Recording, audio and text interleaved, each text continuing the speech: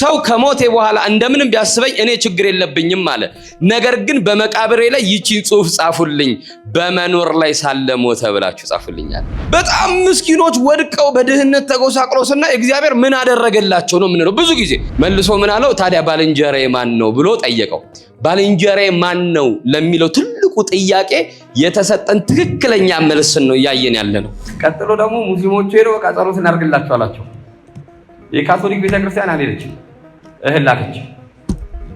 እነይልን አሏት። ለምን? ሆዳቸው መጀመሪያ ስላት ምንድነው ጉርለቱ? ቁስሉ ምንድነው? ህመሙ ምንድነው? ምን አድርጓል ደግ ነገር ቢሉ ደሃ አብልቷል። ለካ የሞትን መልአክ መዝግቦታል። አይ መታው እንጂ አላበላውም። እኛ አዛይ ልብ ስለማይኖረን ዛሬ ነዳን ታውቃላችሁ፣ አዳዲስ ፈጠራ እየፈጠሩ እኮ ነው። አረ የማታለል ያክል በሉት። አንዳንዱ እዚህ ስር ይቀድና ባፉ ደምና ረባሃ የደፈቀ ይመስል፣ አንዳንዱ ቆሎ ደፍቶ በቃ በዚህ ልባችን በቀላሉ እንደማይረታ እርግጠኛ ሆነዋል ወዳጆቼ።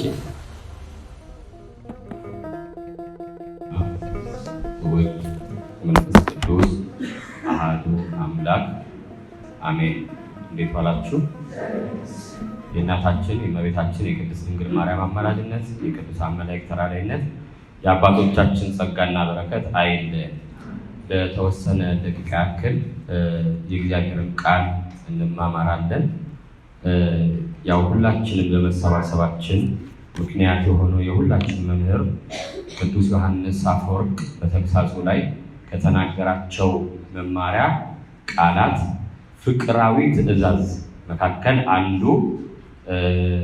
በሆነው ክፍል ላይ አንስተን ለጥቂት ደቂቃ ያክል እንማማራለን። እንደዚህ ይላል ቅዱስ ዮሐንስ አፈወርቅ፣ ለማያውቁት ዳግመኛም ለማያገኙት በጎ የሚያደርግ ለእግዚአብሔር በጎ ያደርጋል፣ አንድም ከእግዚአብሔር ጋር አብሮ ይሰራል ይላል።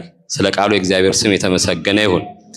ለማያውቁት ዳግመኛም ለማያገኙት በጎ የሚያደርግ ለእግዚአብሔር ይሰራል፣ አንድም ከእግዚአብሔር ጋር አብሮ ይሰራል ይላል ቅዱስ ዮሐንስ አፈወርቅ።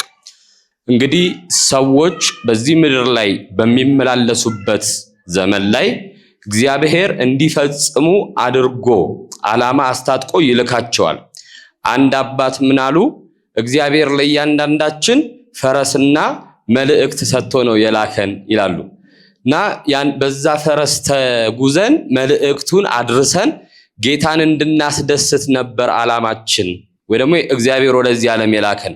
እኛ ግን ቀድመን ፈረሱን ገደልነው፣ መልእክቱንም አላደረስንም ይላሉ። ያ ፈረስ እድሜያችን ነው። ስለዚህ በእድሜያችን ተጠቅመን የእግዚአብሔርን ሐሳብ ፈጽመን እንድናልፍ የአባቶቻችን ትእዛዝም ትምህርትም የእግዚአብሔርን ፈቃድ ነው። ለዛም ነው አንድ መምህርም እንዲህ ብለው ጸልየዋል። እግዚአብሔር ሆይ እኔ እንደ ማቱሳላ ረጅም እድሜ አልለምንህም፣ እንደ ኢየሱስ ክርስቶስ ሙሉ እድሜ ስጠኝ እንጂ ይላሉ። ማቱሳላ 969 ዓመት የኖረ ሰው ነው። ሁላችሁም እንደምታውቁት ረጅም ዓመት ኖረ ሞተም ከሚል ጽሑፍ ውጪ ምንም የሰራው ስራ ተጽፎ አላነበብንም። ኢየሱስ ክርስቶስ 33 ዓመት ከ3 ወር ከኖረ በኋላ ግን እንዲህ አለ፣ አባት ሆይ በምድር ላይ የሰጠኝን ስራ ፈጽሜ አከበርኩ፣ ስለዚህ ቀድሞ በአንተ ዘንድ በነበረኝ ክብር አክብረኝ ብሎ ሲናገር ታዩታላችሁ። ስለዚህ የ33 ዓመት ከ3 ወር ጥንቅቅ ያለ ስራውን ጨርሶ የሄደው ኢየሱስ ክርስቶስ ትልቁን ትምህርት ደግሞ ከእኔ ተማሩ ይላል። ዮሐንስ ወንጌል ምዕራፍ 5 ላይ ዛሬ በመላው ቤተክርስቲያን የሚሰበከው ታላቁ ትምህርት የመጻጉዕ ታሪክ ነው። እንግዲህ መጻጉዕ ሁላችሁም እንደምታውቁት 38 ዓመት ሙሉ ታሞ የተኛ የነበረ፣ በመጠመቂያው ዙሪያ ላይ ሰዎችን ሊያድኑ በሩን ይዘውበት 38 የመዳን ዕድል ታሪኩን ስለምታውቁት ማለት ነው። 38 የመዳን ዕድል ያለፈው በጣም ምስኪን ሰው ነው። ይሄን ሰው አያውቀውም። ይሄን ሰው አይቀርበውም። ይሄን ሰው አይጠጋውም። 38 ዓመት መታመም ቀላል አድርጋችሁ እንዳታስቡት እሺ። 38 ዓመት ሙሉ ያለ ጠያቂ፣ 38 ዓመት ሙሉ ያለ ወዳጅ፣ 38 ዓመት ሙሉ ያለ ዘመድ ከተኛበት ሳይነሳ ጠያቂ ጎብኚ ሳይኖረው መኖር በጣም ከባድ ነው። ክብደቱን እንዲገባችሁ እስኪ እንዲያስቡት 38 ዓመት ታሞ ባልጋ ላይ ተኝቶ መኖር አይደለም። 38 ዓመት ሙሉ ጤነኛ ሆኖ መኖር ከባድ ነው፣ ቀላል አይደለም ነው እንዴ? በጣም ከባድ ነው።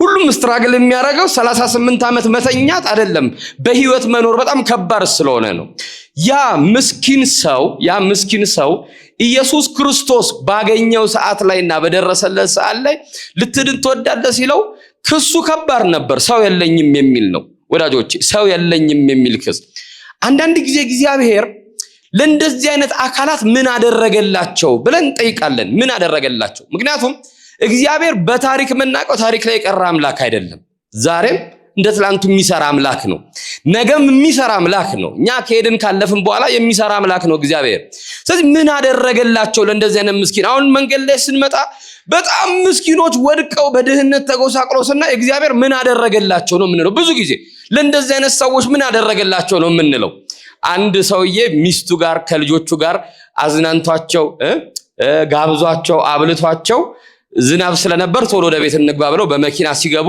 አንዲት ምስኪን ሴት በዝናብ ሰዓት ውስጥ ቆማ በቅዝቃዜ ላይ በባዶ እግሯ ቆማ ወደ እግዚአብሔር ስትጮህ ሰማት ቡቱቶ ነው የለበሰችው የሚያምር ልብስም አይደለም አዳፋ ነው እና እዛ ዝናብ ውስጥ ቆማ ከብርዱ ከቅዝቃዜው ይልቅ ይሰማት የነበረው ረሃቧ ነበር በዛ ላይ ደግሞ ተርባለች እና ወይ ቶሎ ግደለኝ ወይ ድሌም ባርከው ሊቀደር ነው ሆዴ ሲረበኝ ማከው እያለች ነው ምጸልየው ሲያት አንገቷ ላይ መስቀል አለ እሱም መስቀል አርጓል ያ ማለት የሷ አምላክ የማን አምላክ ነው የሷም አምላክ ነው ስለዚህ ለሱ እግዚአብሔር ምን ያክል እንዳደረገለት ያውቃል ምን ያክል በጎ ነገር እንደሰጠው ያውቃል በዛ ሰዓት ላይ ጠየቀው ገባና በጸሎት ተንበርክኮ እግዚአብሔር ያለው ለኔ ያደረክልኝም ብዙ ነገር ቆጥሬ አልጨርሰው የምጠይቅ ጥቂት ነው አሳጣኸኝም የምለው እሱ ትንሽ ነገር ነው በጣም ብዙ ነገር ሞልተህልኛል በልጅ በቤተሰብ ባርከኸኛል በቤቴ ጉርለት አለ ብዬ ማንጎራጉርበት ምክንያት የለኝም ነገር ግን አንተ የኔ አምላክ ሆነ ይሄን ሁሉ ነገር ካደረክልኝ ለዛች ምስኪን ሴት ዝናብ ውስጥ ቆማ ለምትጮህ እንደዛ ለምትቃትት በረሃብ ለተቀጣች ለዛች ምስኪን ሴት ምን አደረክላት ብሎ ጠየቀው ምን ብሎ ጠየቀው ምን አደረክላት ለዛች ምስኪን ሴት ሲለው የእግዚአብሔር ቃል ሲመሽ ወደዚህ ሰው መጣ እንዲህም አለው ልጄ ቀን ላይ ይሃት ሴት አንተ ለነገርከኝ ለዛች ምስኪን ደሃ እኔ አላደረኩም ከቷ እንዲጠብታ አንተን በዚህ ምድር የፈጠርኩለታ አለው ምን ነበር የሰጣት አንተን አልነበሩ የሰጠኋት እኔ ላንተ ቁስን የሰጠው የዚህ ሁሉ ጌታ ባለቤት አንተን ነበር ለሷ የሰጠው ራስህን ነው የከለከልካት ስለዚህ ምን ሰጣት ካልከኝ የሰጣው ማን ነው አለ አንተን ነው ወዳጆቼ ሰው የለኝም ለሚሉ ሰው ሆነን የተሰጠን እኛ ነበር ራሳችንን ከልክለን ዛሬ ደግሞ ስለነሱ አንጎራጓሮች መልሰን እኛ እንሆናለን ያመጻጉ ሰው የለኝም አሉ በዛ ሰዓት ላይ የተዘጉትን በሮች አሻግሮ ይመለከት የነበረው አይኑ አጠገቡ ክፍት ሆኖ የቆመለትን እውነተኛ በር እኔ ነኝ ያለውን ጌታ ግን መመልከት አልቻለም ነበር በዛ ሰዓት ላይ በእኔ ግባና እለፍ በዛ የገባ አንድ ሰው ሊሆን ይችላል የሚድነው በእኔ ውስጥ ግባና ዳን እረፍ ብሎ ያንን 38 ዓመት ሙሉ ካልጋጋ ተጣብቆ ይኖር የነበረ ምስኪን መጻጉን አድኖት የ38 ዓመት ሙሉ ይሄ በሽታ የበዘበዘውን አቅሙን መልሶለት ሲያድነው እንመለከታለን እግዚአብሔር ዛሬም በየጸበል ቦታው በየሐኪም ቤቱ በየቤቱ በየጎዳናው እርሱ በሚያቆ ስፍራ ላይ እንዲሚንገላቱትን ወገኖቻችንን በመረት እጅ ይጎብኝልን ወዳጆቼ እግዚአብሔር ለሰው የሚሰጠው ትልቁ ስጦታ ቢኖር ሰው ነው በዚህ ምድር ላይ የማይቀበል ሀብታም የለም የማይሰጥ ደሃም የለም አልተቀበልኩም የሚል የለም አልሰጥም የሚልም የለም ነገር ግን ሰዎች በምድር ላይ በሚኖሩበት ሰዓት ላይ ትልቁ ልብ መሆን ያለበት ሰው የለኝም ብለው ለሚከሱ ሰው የለኝም ብለው ለሚያዝኑ በጣም ምስኪኖች የሰጪ ልብ እንዲኖረን ማድረግ ነው የሰጪ ልብ እንዲኖረን ማድረግ ነው ለዛ ነው ቅዱስ ዮሐንስ አፈወርቅ ግድ የለም አሁን አቃሃለሁ አትበለው እንደው በፊት በነገራችን ላይ ያው ፍቅር ሲለካ ሰው ለማያውቀው ያረግም እንጂ ለሚያውቀው አይሰስትም ነበር ድሮ ነው አሁን ግን ለምናቃቸው ሳይቀር ንፉጎች ነን ወዳጆቼ የሰጪነት ልባችን በጣም የተዘጋ ሆኗል ባለንበት ዘመን ላይ በጣም የተዘጋ ሆኗል። ሞተን ነው እየኖርን ያለነው። ይሄ ፓውሎ ኮኤሎ የሚባል አንድ ብራዚላዊ ደራሲ አለ፣ በጣም የታወቀ። በዘመኑ ሙሉ የሰጪ ልብ ነበረው። የምን ልብ ነበረው? የሰጪ ልብ አለውና ዘመኑን ሙሉ ሲሰጥ ስለኖረ ያለውን ዕውቀት ከ190 ሚሊዮን በላይ ኮፒ መጽሐፍ የተሸጠለት ነው። ያለውን ዕውቀት ለዓለም ሲሰጥ፣ ያለውን ገንዘብ ሲሰጥ ስለኖረ ከሞት በኋላ ሰዎች አንተን እንዴት እንዲያስቡ ትፈልጋለህ ብለው ጠየቁት። ሰው ከሞቴ በኋላ እንደምንም ቢያስበኝ እኔ ችግር የለብኝም አለ። ነገር ግን በመቃብሬ ላይ ይቺን ጽሑፍ ጻፉልኝ፣ በመኖር ላይ ሳለ ሞተ ብላችሁ ጻፉልኝ አለ። በምን ላይ ሳለ ሞተ? በመኖር ላይ ሳለ ሞተ። ለምን ይሄን ትላለህ ተብሎ ሲጠየቅ ሞቶ የሚኖር አለ፣ ሞቶ ኖሮ ይሞታል፣ ድጋሜ ሞት ያገኘዋል። ሰው የሰጪ ልብ ካለው ወዳጆቼ በመኖር ላይ ሳሉ ሞቱ ነው የሚባልልን። ብናልፍ እንኳን ሰው የሚያስበን በልግስናችን ነው። ሰው የሚያስበን በሰጪነታችን ነው። እስኪ አንድ የመጽሐፍ ቅዱስ ክፍል የዚህ ትምህርት መሰረታዊ ዓላማችን በተለይ ባለንበት ዘመን ላይ ኢሳይያስ እንደተናገረው ለድሆች ወንጌል ያስፈልጋል፣ ለምስኪኖች የእግዚአብሔር ቃል ያስፈልጋል። እኛ የምናርፍበትም ነገር ስለሚያስፈልግ በአንድ መጽሐፍ ቅዱሳዊ ክፍል የቅዱስ ዮሐንስን ሐሳብ አጥብቀነው እንለፍ። በቅዱስ ሉቃስ ወንጌል ምዕራፍ 10 ከቁጥር 25 እስከ 37 ድረስ ተጽፎ የምናገኘው አንድ የመጽሐፍ ቅዱስ ክፍል አለ። ይሄ ሐሳብ ትልቁ ዓላማው ዛሬ በልባችሁ ወዳጄ ብላችሁ የምትጠሩት፣ ወዳጄ ብላችሁ የምታቀርቡት፣ ወንድሜ ብላችሁ የምታቀርቡት ማንን ነው የሚለውን ክርስቶሳዊ የሆነ መልስ የተቀመጠበት ነው። አንድ ሰው ከኢየሩሳሌም ወደ ኢያሪኮ ይወርድ ነበር ብሎ ይጀምራል። ቁጥር 25 ላይ ከኢየሩሳሌም ወደ ኢያሪኮ ይወርድ ነበረ፣ ወንበዴዎቹም አገኙት ነው የሚለው። ወዳጆች መውረድ በጣም ከባድ ነው። እንደምናውቀው ኢየሩሳሌም ማለት የቃሉ ትርጓሜ የሰላም ከተማ ማለት ነው። ኢያሪኮ ማለት የጨረቃ ከተማ ማለት ነው። ስለዚህ ይወርድ የነበረው ከሰላሙ ከተማ ወደ ጨረቃ ከተማ ነበረ። ጣዖታት ወደሚመለኩበት ወደ ኢያሪኮ ይወርድ ነበረ። ኢየሩሳሌም የቅዱሳን መናገሻ ነች። ኢያሪኮ ሁላችንም እንደምናውቅ ታላላቅ ግንብ ሰርታ ጣዖት ታስመልክ የነበረች ከተማ ነች። ወደዚህ በመውረድ ሳለ ወንበዴዎች አገኙና መቱት፣ አቆሰሉት፣ አደሙት ብሎ ይናገራል። በመንገድ ላይ ወድቆም ሳለ የሰላሙን ቦታ ስለለቀቀው፣ የሰላሙን ቦታ ስለራቀው ወደቀ፣ ጠላት አገኘው። ወዳጆቼ ዛሬ በመንገዳችን ላይ በድህነት የምናገኛቸው፣ ተራቅቶ የምናገኛቸው፣ ተርበው የምናገኛቸው ትላንትና በሰላም ከተማ ላይ ይኖሩ የነበሩ እንደ አሁን ቀረ እንጂ ምናልባት ተለቅ ያላችሁ ሰዎች ታስታውሳላችሁ። በፊት አሁን እኔ አይቻላቅም ድሮ ነበር አዲስ አበባ ውስጥ ሳይቀር ይሄ ፎቶ ይደረድራሉ። ፊት ለፊት አይታችሁ ታውቃላችሁ? እንደዛ የሚለምኑ ፎቶ ይደረድሩና ፎቅ ላይ ሆነው መኪና ይዘው ነበር ኑሯቸው፣ ሰላማዊ ነበር። አሁን ግን እንዲህ ነኝ ይልና ጽሁፉም ይላል የእሳት አደጋ ጎዳና አወጣኝ ብለው ይናገራሉ። ስለዚህ መውረድ አለ፣ የሰላም ከተማ መልቀቅ አለ። የሰው ልጅ ህይወት ዝም ብሎ አልጀመረም። ሰው በምንም ይጻፈው በምንም ያኑረው በምንም የራሱ የሆነ ጀርባ አለው። ስለዚህ ዛሬ ባገኘናቸው ማንነት የምንለካበት ምክንያት የለንም። ምክንያቱም ነገ እንደነሱ ልንሆን እንችላለን። በነገራችን ላይ ያው አዲስ አበባ ውስጥ ብዙ ሊመሰከርለት ከሚገባው የበጎ አድራጎት ተቋም አንዱ መቄዶንያ ነው፣ ሁላችሁም እንደምታውቁት።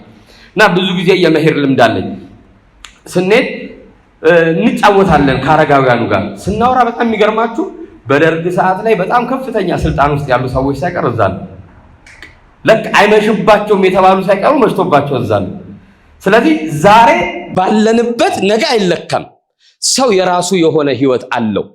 የህይወት አቅጣጫቸው በወረዱበት ቅጽበት ግን ለዚህ ዳርጓቸው ሊሆን ይችላል። ወደ ኢያሪኮ ይወርድ ነበረ፣ ወንበዴም አግኝቶ መታው፣ ደበደበው፣ አደማው። በዛ ሰዓት ላይ ይላል አንድ ካህን መጣና አየው። ስለዚህ ያም ሰው ትንሽ አቅም ነበረው፣ ካህኑን አይቶታል። ስለዚህ አየውና አልፎት ሄደ ብሎ ነው የሚናገረው። አየውና አልፎት ሄደ። አንዳንዴ እኮ አለማየት በጣም ሸጋ ነው አይደል? አለማየት ጥሩ ነው። ካዩ ደግሞ ማለፍ በጣም ከባድ ነው ወዳጆቼ። እንዲህ አይነት ምስኪኖችን እንደማየት እድለኝነት የለም። እንዲህ አይነት ምስኪኖችን እንደማለፍ እድለቢስነት የለም። እንዲህ አይነት ድሆችን እንደማየት እድለኝነት የለም። እንዲህ አይነት ምስኪኖችን እንደማለፍ እድለቢስነት የለም ወዳጆቼ። አንዱ ሱቅ ውስጥ ቁጭ ብሎ ብር ይቆጥራልና መጣና አንድ የኔ ቢጤ እባክህ ከምቆጥረው ብር ላይ ስጠኝ አለው። ከዛን ሂርጣ ለማኝ ምናምን ብሎ አባረረው። ልክ ሊወጣ ሲል ሌላ ለማኝ ገባ። ከዛን ያው የደረሰበትን ያቀለ ይሄ ስለዚህ ምን አለው አይሰጥህም ባይሆን እኔ ልስጣለውና ይሄ ለማኝ አውጥቶ ሰጣው ማለት ነው። አያናድም? እና ያኛው ሰው ያየ ከዛን በጣም ተሰማው። እንዴት ለማኝ ይበልጠኛል በመስጠት ብሎ ጠራው እና ልስጥ ብር ሲለው በጣም ነው ማዝነው። እግዚአብሔር ለሰጪ አላለህም አለው። እግዚአብሔር ለምን አላለህም? እግዚአብሔር ለሰጪ ይበለን። እግዚአብሔር ለሰጪ ይበለን። ደቂቃችንን ለመጠቀም ፈጠን እያልኩበት ልሂድ። ካህኑ አለፈው ይላል። ካህኑ ካለፈው በኋላ ቀጥሎ የመጣው ሌዋዊ ነው። ሌዋዊውም አለፈው ብሎ ነው የሚናገረው።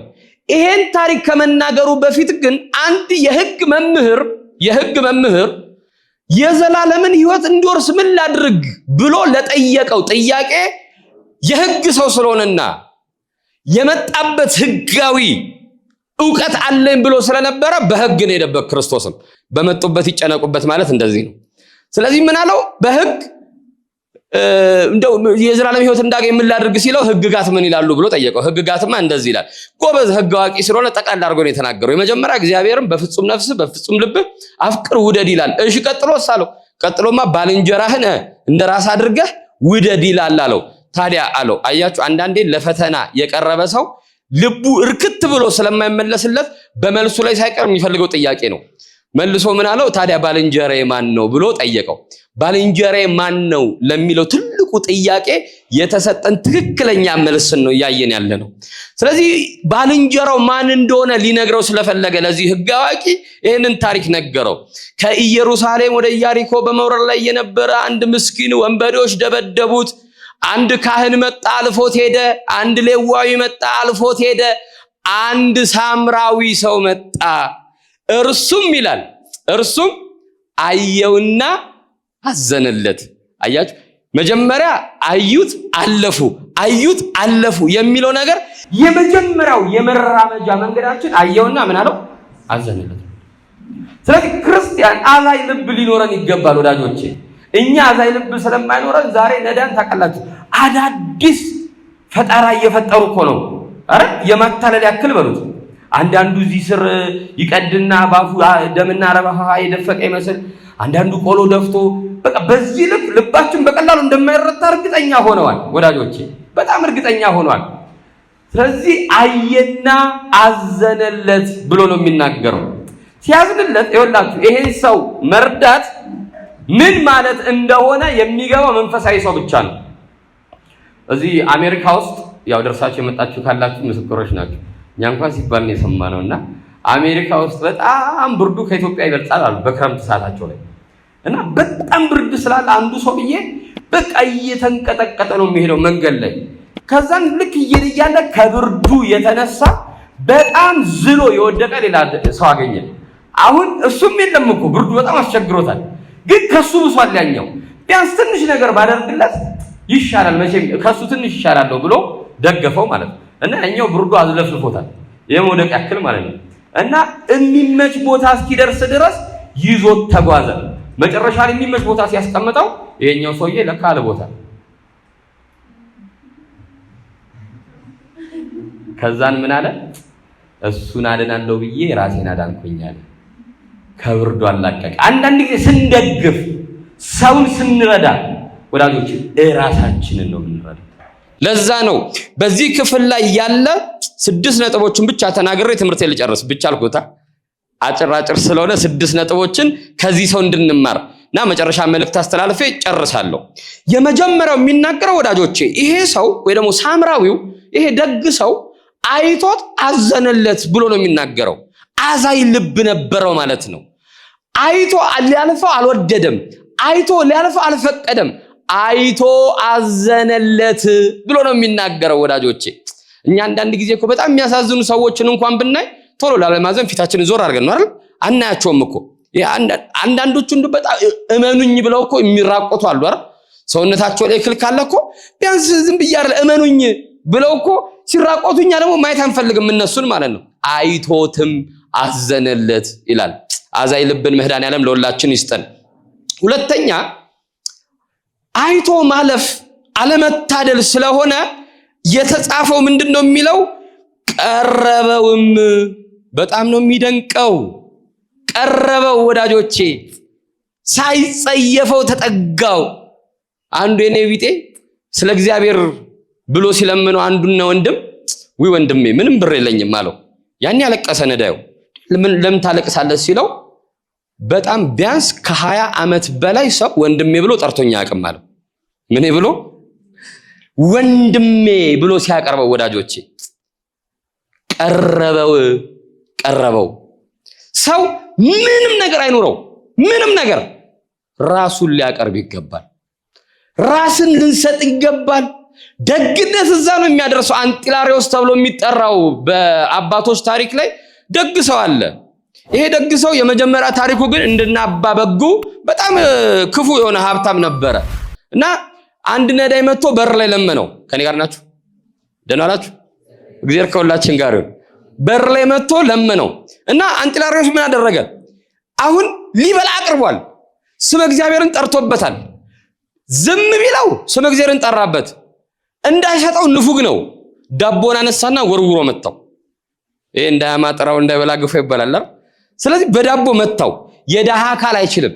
ደማ፣ በዳቦ ደማ። እግዚአብሔር ያሳያችሁ። እዚህ ድረስ ራብ አሳስቶታል እና በደሙ አርሶ ነው የበላው ያንን ዳቦ። ሄደ። በዛች ሌሊት ላይ አንጢላሪዎስ ህልም አየ።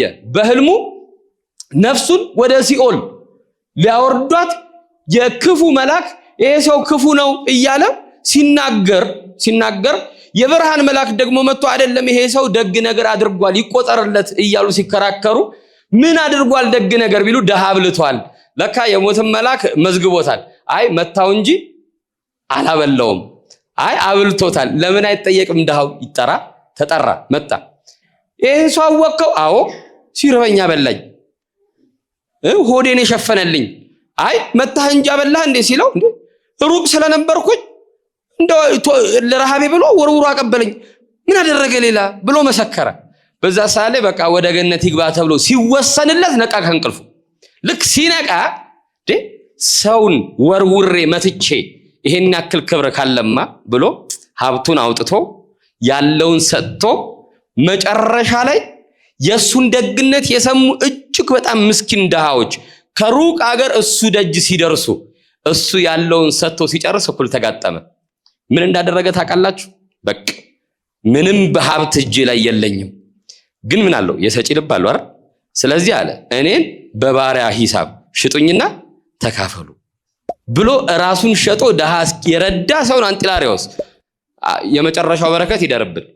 የመጀመሪያው አይደለም፣ የመጨረሻው ሰጪነቱ ወዳጆቼ፣ ሰጪነቱ በጎነቱ እዚህ ድረስ የተመሰከረለት ነው። ቀረበው ነው የሚለው። ቀረበው። ከቀረበው በኋላስ ሁለተኛ ቀረበው ነው። ሶስተኛ ምን ይላል? ዘይትና የወይን ጠጅ በቁስሎቹ ላይ ያፈሰሰበት ይላል። የመምከር መብት ያለው የመርዳት ልብ ያለው ነው ይላል አለ። የመምከር መብት ያለው የመርዳት እንዲህ ለምን አታረግም? አለቃ ገብረሃናን አንድ እንዲታመው ሰው ሁሉ እየገባ ለዚህ ህመሙት እኮ በከል ጥሩ ነው ይላቸዋል። እሳቸው ዳና ናቸው ይላቸው። ለዚህ እኮ ደግሞ የጠቦት ቅቅል ሲላቸው እኚህ ሰዎች አቀለው ነው የሚል አንዳንድ ሰው እንደሱ ገጥሟቸው አቅም ምንም አያርግላችሁም እኮ ግን እንዲያርግበት ይሏቸዋል። ያችን ነገር አርግ ብትሉት እኮ አጠገባቸው አይቆምም እና እንዲያርግበትና የሆነ ሰዓት ቀርበው በቃ ለዚህች እኮ እቺ ጠቦት በጣም ቆንጆ ነው ሲለው እንደው ገዝቻቸዋለሁ ያላችሁትን ነገር ገዝታችሁ ይዛችሁ ሊሏሉ። አዎ ምክር ሲሰጥ አብሮ ኃይል ምክር ከኃይል ጋር ሲሆን መልካም ነው።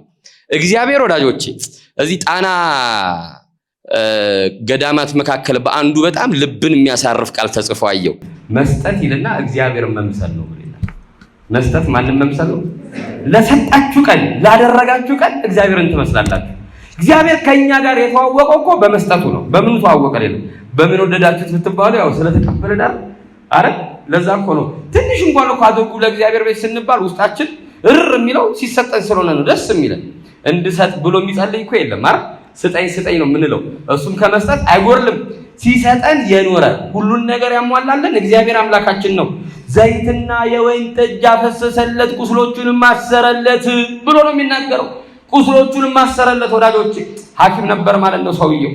ሐኪም ነበር። ስለዚህ መጀመሪያ ህመሙ ገብቶታል። ይሄ ነገር ደግሞ እንደሚያክመው ካወቀ የሚገባውን ነው ማለት ነው ያደረገለት። ምክሩ ጥሩ ነው። ከምክሩ ባሻገር ደግሞ እርዳታውም ልክ ነው። ቁስልን ያደርቃል ወይን ጠጅ፣ ዘይት ይሄ የተፋፋቀ ቁስሉን የተመታው ቁስሉ እንዳይባባስ ያደርግለታል። የሕክምና ሙያ ያለው ማለት ነው ሰውየው። ስለዚህ ዘይትና ወይን ምናልባት ሰው ይወላት የመርዳት ሐሳብ የመጣለ ሰውየው ሲያገኝ አይደለም ማለት ነው። ተዘጋጅቶ ነው የሚሄደው ሰውየው። እርዳታ ሲጠየቅ አደርጋለሁ ብሎ ተዘጋጅቶ የሚሄድ ሰው ነው። በቁስሎቹ ላይ የወይን ጠጅና ዘይት አደረገለት ይላል። አደረገለት፣ ቁስሎቹንም አሰረለት። እንዲህ ነው እንጂ የሚጠቅም ነገር ማድረግ። እኛ አንዳንድ ጊዜ አውቀንም ላይሆን ይችላል ነገሩ፣ ለሰዎች የምንናገራቸው ነገሮች ሸክም ሊሆንባቸው ይችላል። ስለዚህ ሶስተኛ የሚናገረው ዘይትና የወይን ጠጅ ያደረገለት የሚለው ለቁስላቸው ለችግራቸው ትክክለኛው መፍትሄ መስጠት መቻል። ሁለት አህዮች ነበሩ አሉ። ከኔ ጋር ናት ደህና ዋላችሁ? ሁለት አህዮች ነበሩና አንደኛዋ ጥጥ አንደኛዋ ዘይት ማነው ጫው ተሸክመው ይሄዳሉ ከገበያ እና በጣም ስለ ክብደቱ እየተነጋገሩ ነው የሚሄደው። አንቺ እንዴት እያደረገች ነው እንደዚህ እያደረገኝ ነው ምና እየተባባሉ ይሄዳሉ። እና በመንገድ ላይ ጌታቸው አሳዳሪያቸው ድልድይ ሲያሻግራቸው እንዳጋጣሚ ያው ጥጥ የተሸከመችው ተሻገረችና ጫው የተሸከመችው ተንሸራታ ገባችበት ውሃ ውስጥ። በቃ ታግሎ እንደምን ማውጣት ከዛ ውሃ ማለት ነው። ስትወጣ ሸክማ ሁሉ ቀለል ብሎላት ሸክማ ሁሉ ምን ብሎ ለምን ከዛን ሄደችና ምን አለች ጓደኛዋ፣ እኔ አንድ ነገር ልምከርሽ፣ እንደምንም ብለሽ ውሃ ውስጥ ግቢ። እኛ ይኸውላችሁ ችግራቸውና እየሰጠን ያለው መፍትሄ እኩል አይደለም፣ አንድ አይነትም አይደለም። ያው መቼም ኦርቶዶክሳውያንን ታውቃላችሁ፣ ወሎ ውስጥ በነበረ ከፍተኛ ረሃብ በነበረበት ሰዓት ላይ በጊዜው የነበሩ አባቶች ሄደው ወንጌል ሊሰብኳቸው ሞከሩ። ከዛን ቀጥሎ ደግሞ ሙስሊሞቹ ሄደው በቃ ጸሎት እናድርግላቸው አላቸው። የካቶሊክ ቤተክርስቲያን አልሄደችም፣ እህል ላከች እና ይልን አሏት። ለምን ሆዳቸው መጀመሪያ ስላት ምንድነው ጉርለቱ? ቁስሉ ምንድነው? ህመሙ ምንድነው? ማደርግለት ምንድነው የሚለው በጣም መታሰብ አለበት። ዘይትና የወይን ጠጅ በቁስሎቹ ላይ አፈሰሰለት። አራተኛ በራሱም አህያ ላይ ወስዶ ወደ እንግዳ ማረፊያ አደረሰው። ስለዚህ ይሄ ሰውዬ እየመጣበት የነበረው አቅጣጫ ሙሉ በሙሉ ነው በእርዳታ የተቀየረው ማለት ነው። ስለዚህ ዓላማው የእርዳታ ልብ ነበር ማለት ነው። ዓላማው ራሱ እርዳታ ነው የህይወቱ። ለዚህ ነበር የሚኖረው ማለት ነው ወዳጆቼ፣ ለዚህ ነበር የሚኖረው። በራሱም አህያ ላይ ጫነው፣ ወደ እንግዶች ማረፊያም ወሰደው ይላል። ወደ እንግዶች ማረፊያ ማሳረፍ አለበት። ሁለቱን አይቷቸዋል። ይገርማቸዋል። ይሄን ሳላየው ሳምራዊን አላየውም። ሁለቱም ካህኑንም ሌዋዩንም አይቷል። አንዳንድ ጊዜ ወዳጆቼ የግድ ስለታየን አይደለም መርዳት ያለበት። ለዛ ነው ለማያውቁት ዳግመኛም ለማያገኙት በጎ የሚያደርግ ለእግዚአብሔር ይሰራል፣ አንድም ከእግዚአብሔር ጋር ይሰራል ብሎ ነው የሚናገር። አብሮ ነው የሚሰራው ከእግዚአብሔር ጋር ብሎ ይናገራል። ወደ እንግዳ ማረፊያ ከወሰደው በኋላ አምስተኛ እየጠቀለል ነው እንዴ 2 ዲናር ከፈለለት ይላል። 2 ዲናር ከፈለለት። መተርጉማን በኋላ ላይ እናየዋለን የተናገሩትን 2 ዲናር ከፈለለት። ስለዚህ የመጀመሪያውን እርዳታ አድርጎለታል። ሰውየው ግን እስከ መጨረሻው ማገገም ስላለበት በእንግዳ ማረፊያ ጋር እንዲንከባከቡት 2 ዲናር ከፈለለት ብሎ ይናገራል። 2 ዲናር ከፈለለት አለ ማለት ነው። ምን ከፍለው ዋጋ ወዳጆቼ ምን ከፍለው ዋጋ አለ ማለት ነው። መተርጉማን ይወርድ የነበረው አዳም ነው። ያገኘውን ጠላት የዓለም ገዢ ዲያብሎስ ነው። ያ ሳምራዊ ክርስቶስ ነው። በብሉይ ኪዳን ካህናትም ሌዋውያንም ለአዳም ቁስል ምንም ሊያደርጉ አልቻሉም፣ አልፈውታል። ነገር ግን ክርስቶስ ባገኘው ሰዓት ላይ እጅግ አዘነለት። በቁስሎቹም ላይ ወይን አለ ደሙን። ወዳጆቼ ደሙን አፍስሶ ስጋውን ቆርሶ አዳነው። ካዳነውስ በኋላ ወዳጅ ይሄ አድኖታል እኮ እዚህ ጋር ካዳነውስ በኋላ ዳግመኛ እንዳመረቅዝበት ስንት ዲናር ከፈለለት? 2 ዲናር ከፈለለት። 2 ዲናር ምን ከፍለው ነገር አለ ማለት ነው። ያ 2 ዲናር ክርስቶስ የከፈለው 2 ዲናር ሁለቱ ታላላቅ መጻሕፍቶች ናቸው፣ የብሉይ ኪዳንና የአዲስ ኪዳን መጽሐፍ። ስለዚህ ጠባቂዎች ደግሞ አሉ፣ እንግዳዎች የተባሉ የእንግዳ ማረፊያ ጋር ያሉ ተንከባከቡት አለና ተጨማሪ ነገር ግን ቢያስጠይቃችሁ ለዛ ደግሞ እኔ ምን እላለሁ? ከፍላለሁ፣ ስመጣ ከፍላለሁ። ስለዚህ እስኪንከባከቡት ድረስ በአዲስ ኪዳን ላለን ለእያንዳንዳችን አደራ ሰጥቶ ምስኪኖችን ሄዷል። ይበልጥ ለካህናት ለአገልጋዮች አደራ ሰጥቶ ሄዷል። ወዳጆቼ 2 ዲናር ብሉይና አዲስ ከፈለለት። ተጨማሪ ቢፈልግባችሁ አለ። ያ ተጨማሪ ምናልባት በብሉይም በአዲስ ኪዳንም አስተምራችሁ እንደ መምህራን ቃሉን አፍታታችሁ ለዘመን እንዲመች አድርጋችሁ ያን ሰው በየትኛው ትምህርታችሁ የምታድኑትና የምትመልሱት ከሆነ ዋጋችሁን እኔ ምን እላለሁ? እከፍላለሁ ብሎ ነው የሚናገር። ዋጋችሁን አላስቀርም። ለዛ ነው ዛሬ አባቶች በአፍ በመጽሐፍ ዘመናቸውን ሙሉ ሲተጉና ሲያስተምሩ የሚኖሩት። ወዳጆቼ እንደነ ቅዱስ ዮሐንስ አፈወርቅ እንደ ሌሎቹም ቅዱሳን ለሕይወታችን ቃሉን አፍታተው አቅርበው እንድንተረጉመው በሕይወት የሚያደርጉት ዋጋቸውን ከፋይ መድኃኔዓለም እንደሆነ ገብቷቸውና አውቀው ነው። ስለዚህ ያንን ምስኪን 5ኛ ላይ 2 ዲናር ከከፈለለት በኋላ ምንድነው የሚለው? 6ኛና የመጨረሻው ላይ ጠበቀው ብሎ ይዘጋል። ጠበቀው። እስከምን ጠበቀው? እስኪ ነቃ፣ እስኪ ድን፣ መዳኑን አይቶ ሊሄድ እስኪ ነቃ ጠበቀው ብሎ ይናገራል። ወዳጆቼ በኋላም ላይ በደንብ ይገለጽልናል። አንዳንድ ጊዜ መፈጠራችንና መኖራችን ትርጉም ያለው እንዲሆን ትልቁ የሰው ልጅ የህይወት ጎሉ ተርፎ ማለት ነው። የተረፈ ህይወት እንድንይዝ ማድረግ ነው። ወደ መጠቅለያ ሐሳቤ ልምጣ።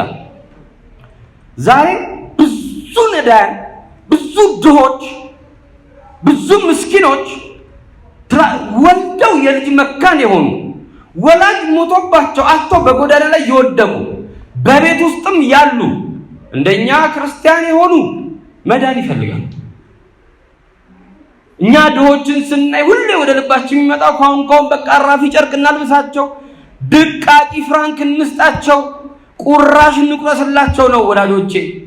ነርሱም ግን የመዳን ህይወት ያስፈልጋቸው። ዛሬ እኛ የምንኮራበትን የክርስቶስ ስጋና ደም እኚህ ምስኪኖች ድሆች ሊያገኙት ይገባል። ለእነርሱም ሊሰጣቸው ይገባል ወዳጆቼ።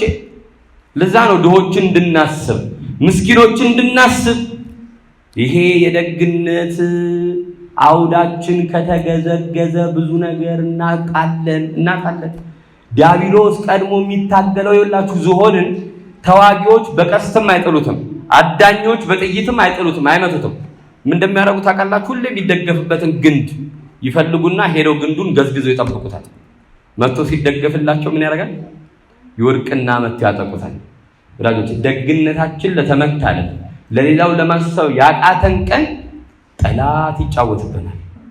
ለማያውቁት ዳግመኛም ለማያገኙት በጎ የሚያደርግ ከእግዚአብሔር ጋር ነው ይሰራል። የመጨረሻ አንድ ቃል ልንገራችሁና ትምህርቴን ልጨርስ። መስጠት ምን ያህል አትራፊ እንደሆነ በአገራዊ ከተነገሩ አፈ ታሪኮች አንዱን ነው የምነግራችሁ። እግዚአብሔርን ትወዱታላችሁ? የት ዋላችሁ? ትወዱታላችሁ? ምን ይላል? ብትወዱኝስ ትእዛዜን። አዎ የእግዚአብሔር ትእዛዝ አንዱ እግዚአብሔርን ትወዷለህ ሲባል በሙሉ ልብ ያለ፣ ሰይጣንስ ትጠላለህ ሲባል በምን ልብ? ሰይጣንን የምጠላበት ልብና አቅም ካለኝ በሱም ማንን ነው የምወደው? እኛም መጽሐፍ ቅዱስ ብዙ በሚናገርበት አርዕስት ላይ ብዙ እንናገራለን። ጥቂት በሚናገርበት አርዕስት ላይ ጥቂት እንናገራለን። ዝም ሲል ደግሞ ዝም እንላለን። መጽሐፍ ቅዱስ ዝም ባለበት ነገር ዝም ማለት ነው ያለብን። እኛ ገልብጠን ነው አይደል? ቀኑ ሙሉ ስለ ሰይጣን ብናወራ ምናምን ስለ ጠላታችን ብናወራ በጣም ነው ደስ የሚለው። መጽሐፍ ቅዱስ ስለ ደግነት ስለ በጎነት ነው የሚያወራው። ስለዛም ብዙ ነገር እናወራለን። መስጠት እንኳን ይቅርና በእግዚአብሔር ፊት በሰው ፊት ያስከብራል። ታውቃላችሁ? በሰው ፊት እንኳን ያስከብራል። አንድ ምሳሌ ልንገራችሁና ልጨርስ። አንድ እማትሰጥ ክፉ ሴትዮ ነበረች አሉ። ከኔ ጋር ናችሁ? እግዚአብሔር ከሁላችን ጋር እና አትሰጥም። በጣም ንፉግ ነች፣ በጣም ክፉ ነች። እና ሰው ቤቷ አታስገባም፣ ሰው ቤትም ገብታ አታውቅም፣ ሰው አታስጠጋም፣ ማንንም ሰው አስጠግታ አታውቅም፣ ማንንም ተጠግታ አታውቅም። ማንም ጋር ችግር ውስጥ ነው ቢባል ይበለው ትላለች እንጂ ልትረዳ አትሞክርም። ሰው አትወድም። በቃ እሷ ፍቅሯን የምትገልጽበት በሌላ መንገድ አንድ አባት ብለውናል። እንደው መንግስቱ ኃይለማርያም ኢትዮጵያን በጣም ከማፍቀሩ የተነሳ እቅፍ አድርጎ ሲስማት ነው ፍና አድርጎ የገደላት ብለውናል። ፍቅሩን የገለጠበት መንገድ እስከ መግደል የሚያደርስ ከሆነ በጣም አደገኛ ነው አይደል? አንድም አባት ብለውናል። አባባ አሳ ይወዳሉ እንዴ እንጋብዞት አልናቸው። ጾም ነው ደግሞ እንዳጓጉ አሳ ይወዳሉ እንዴ እንጋብዞት ስንላቸው ኮስተር ብሎ አይተውም በወደው ኖሮ በለው ነበር አሉ። በጥርስ እየነከሰ ወደዋል አይባልም። ስለዚህ እኛ ቤተክርስቲያን እንወዳለን፣ ወገናችን እንወዳለን፣ ክርስቲያን እንወዳለን ስንል በምንድን በመስጠት መገለጥ አለበት። አንድ ክፉ ሴት አለች። ያቺ እዚህ እንሳሮ የምትባል ቦታ ላይ ሰሜን ሸዋ እዛ የሚነገር አፈ ታሪክ እና ያው አንድ ቀን አይቀርም ሞተች። ሰፈሩን እንደው በእግሩ እንዳቆመች ሞተች። እንደው እንዳቃጠለቻቸው ሞተች። እንደው እንደ ንፉግነቷ አማረብሽ እንዳይሏት እንኳን ጥሩ ማትለብስ፣ ወዛሽ እንዳይሏት እንኳን ጥሩ ማትበላ ሴት ነች። እና ያው ስትሞት የሰፈሩ ሰው ሞተችልን ነው ሞተችብን ነው የሚለው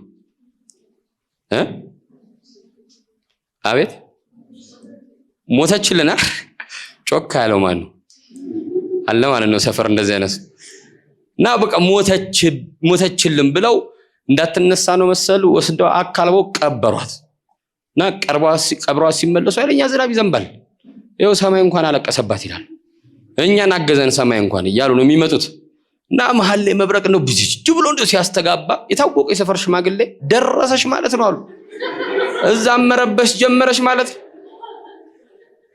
እና ተመልሰው ቤቷን ሲፈትሹት ወርቅ አስቀምጣለች፣ ብር አጠራቅማለች፣ ገንዘብ አጠራቅማለች።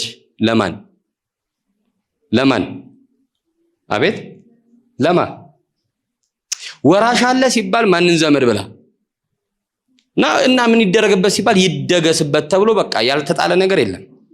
እሷን አስቀድሞ በመቃብር ጣሏት፣ በሬውን በማረጃው ላይ ጣሉት፣ ድንኳኑ በሜዳ ላይ ተጣለ፣ በቃ ጠጁ በጋን ውስጥ ተጣለ፣ ሁሉም ተጣለ።